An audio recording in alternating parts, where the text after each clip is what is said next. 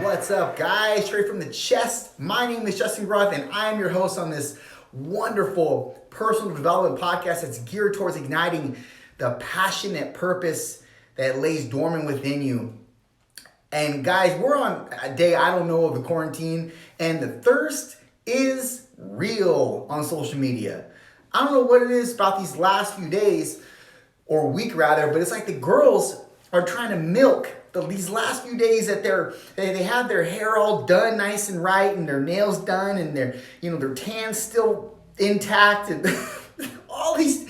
It's like they're trying to just milk it, man. And these pictures that some of these women are posting are just thirst crazy. It's just crazy. Like, and you don't want to be a dick and comment like, "Why are you so thirsty?" But it's like that's what we're thinking. Man, I know that, initially you're like, "Oh, that looks good," because that's your dumb mind. That's my dumb mind too. But at the same time, you're like, why are you so, if you look deeper, you just want to say, you think, why are you so thirsty? What's the point? Like, there's got to be a point behind why you post what you post. And women will tell you all day, "I don't want attention. I'm not about the attention." But yet, they're not doing it for monetary reasons. They can't possibly monetize off of what they're posting. I mean, they can if they have like probably 500,000 followers or more. But even before that, women with 500 followers are posting these kinds of pictures. And it's just like, why? Why, when you say you're not attention seeking, but yet this is your content? This is the majority of your content. You continuously post yourself in your bikini poolside or at the beach or whatever, and it's like we obviously know what you're doing. Your tits are hanging out. You got the thong on. It's like, come on. I look, I'm a man. Like, we're geared to want that. We understand, but at the same time, what is going on in your head?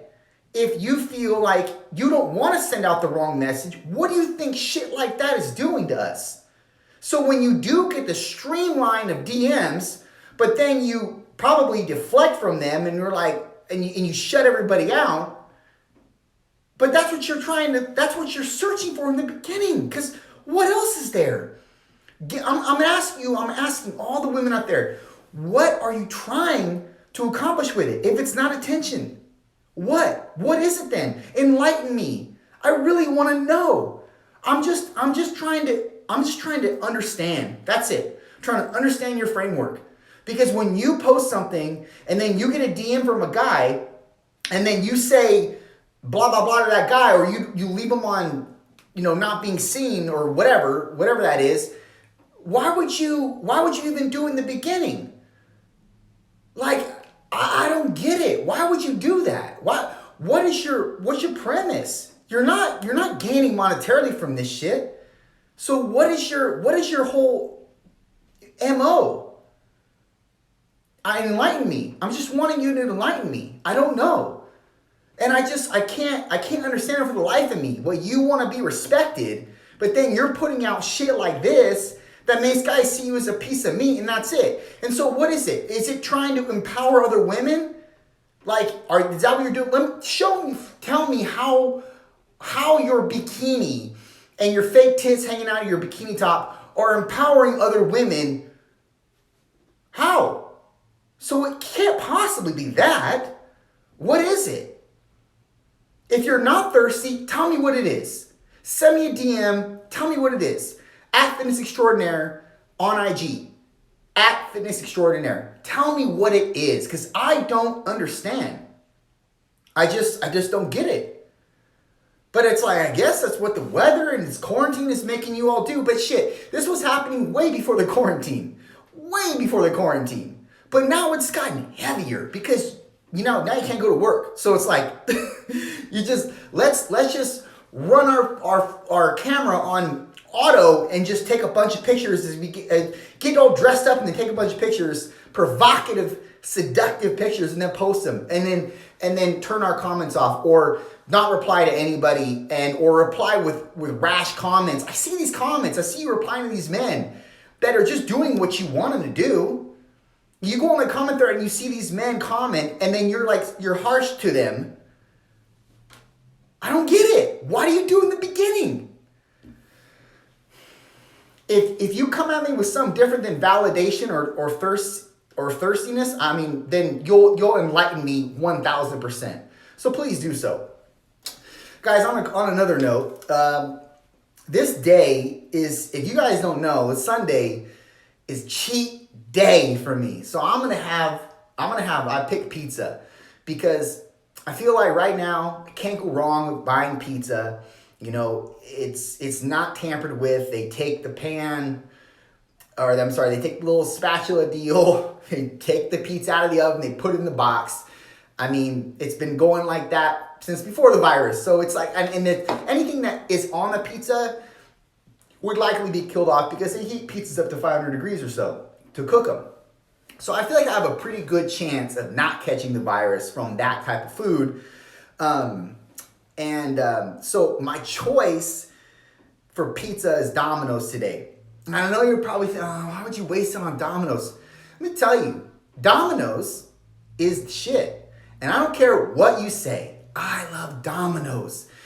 Why would Domino's be a multi-billion-dollar company if they had shitty pizza? Let's think about that for a second. I know you're all about your mom and pop stores and your local businesses and all that. Okay, but this is one meal I get one time a week, and I want to go with my craving on this. I'm craving Domino's. There's just something about Domino's. I don't necessarily always pick Domino's, but today it's Domino's. And I have a hard time dealing with people that are so prejudiced against fast food chains, corporations like Domino's, for example. How do you think they got to where they're at, dude? How do you think that? With a shitty product? Let's think about that for a second. They're obviously good enough to become a multi-billion-dollar corporation. Is your mom and pop store that's cooking out pizzas a multi-billion-dollar corporation? No. So clearly, they have a good enough product to make that happen.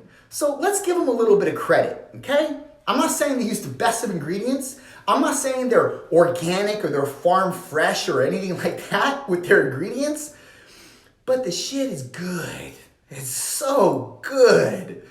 And rightfully so. They're a huge company. They've done something right. We can attest to that, right? Okay. I think this is just going to be a continuous rant on shit that I don't like or shit that I question. It won't be. I promise you. Gotta get some bang in, buddy. All right. Man, this entire stay-at-home, shelter-at-home, or shelter-in-place situation is really driving people nuts, and I get it. I'm fairly an introvert for the most part. I mean, I've talked about this before. I'm an introvert and extrovert. I'm kind of both. I do like my alone time and my isolation time, so this is kind of not really a big deal to me.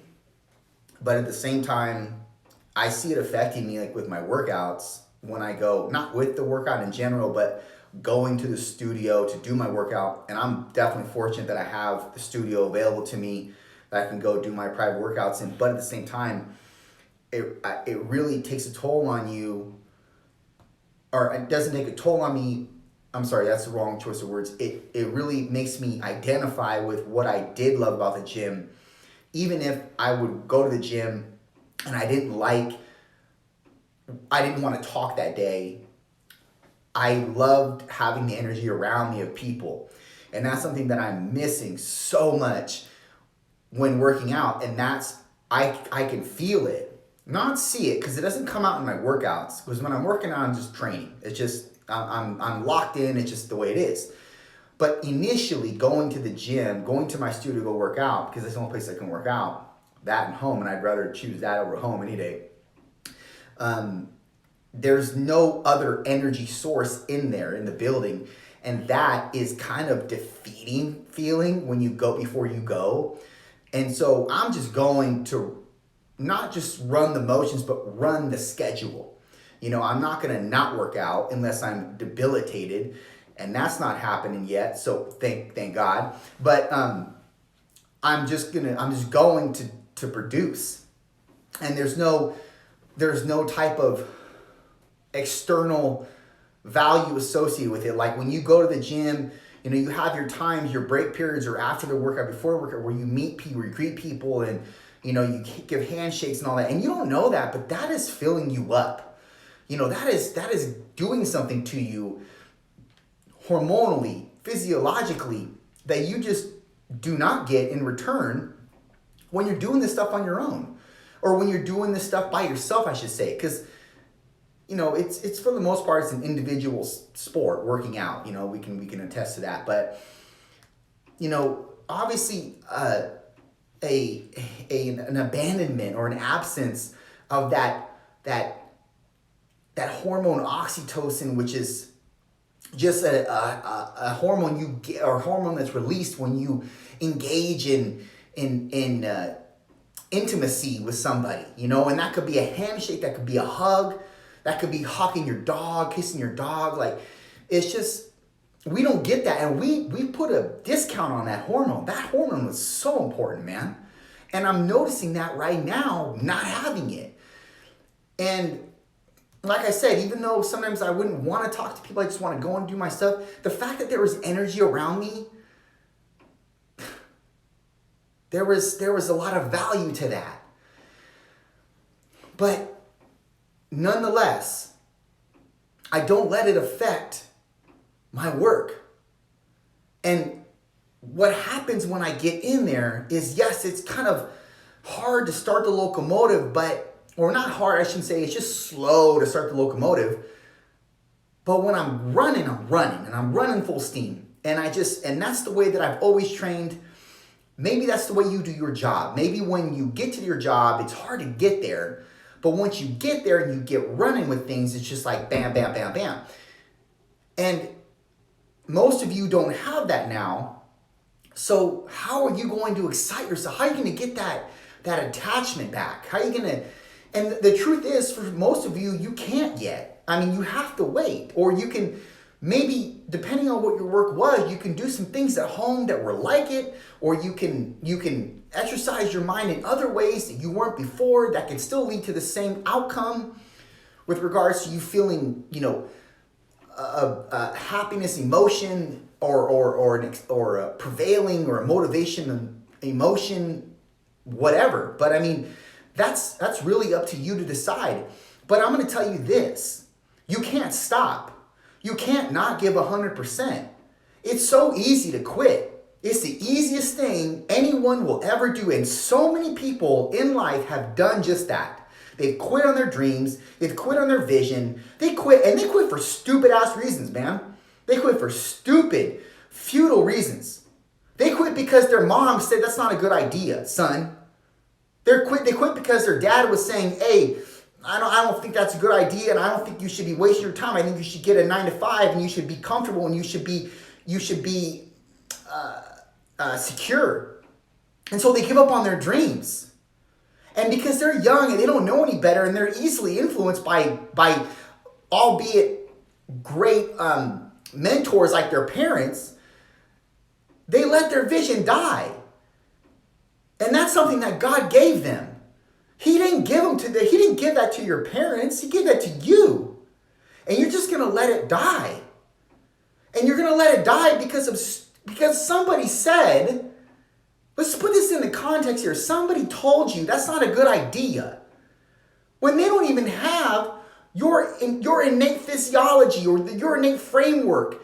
They weren't blessed with the kind of visions that you were blessed with.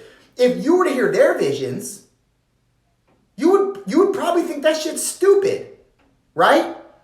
But because you're an understanding human being and you know you have the same ones that are audacious yourself, you don't give that kind of feedback to somebody. But you let your vision die. You don't give 100%. For what? I don't understand that. You know how many times I go in the gym and I know I'm not going to fucking grow. That's just period. I'm a natural bodybuilder, meaning there's no steroids involved in my life. I'm a natural bodybuilder, meaning I only have what they sell at basically GNC and your local mom and pop supplement store to get me more enhanced, quote unquote, which that shit's not. I've been there, done that, and all of it's bullshit. So I just stick with my basics, which are what? Food, adequate sleep, water, vitamin D, magnesium. Those things are really, really important. Zinc. What else do I take? And I do a pre-workout because I love pre-workouts. And branched chain amino acids. That's it. There's some creatine in my pre-workout. Dude, that's it, bro. And I know I've reached as much muscle as I'm going to physically be able to gain for my lifetime. I started this when I was 21 years old. I'm 35. That's 14 years of consistent, deliberate, intentful training. Not like I'm on 1 year and off 2. I'm training hard for a couple months and I kind of slack off for a few. No, this is relentless training all the way through. Competitive years and all. I know. I've had my gains. My gains are gone. That's it. The gain train is past. That ship has sailed. And I would probably argue that I gained all my weight, all my muscularity naturally within the first probably 5 or 6 years. The only thing that can happen now is I get a little bit more refined. Maybe I'll add ounces a year if I'm lucky. When I say ounces, I mean like 2 to 6 ounces a year if I'm lucky. But does that deter me from giving it 100% whenever I train? Even though the circumstances are the way they are, and I want energy around me. I want people around me when I train. I love going into a packed gym. I love it. I love it because I love all that energy. I love people doing the same thing as I'm doing. We're all in the same framework. And when that's absent, I'm noticing now that puts a drain on my drive. But I'm not going to allow it to take me out. I'm still going to give 100%. Even if they're not there. And even if I know I'm not going to gain any more muscle, that doesn't take away from my work ethic. I have to be careful of draining myself too much on a nervous system end so I can recover. But when I'm doing my sets, I'm not doing half-ass shit. I'm not having a minimized approach, a minimalist type of mindset, whatever I need to do to just keep my gains. Fuck no. I train hard. I train hard with the pursuit of getting somewhere when I get 0% in return. And that's what your mindset should be. That's what your framework should be centered around. You give 100% even if you get 0 in return. And right now is not the time to fall back. Right now is not the time to lose your vision. Right now is not the time to discount what's going on in your head. Right now is not the time. Let me tell you when the time is. Never. I'm done.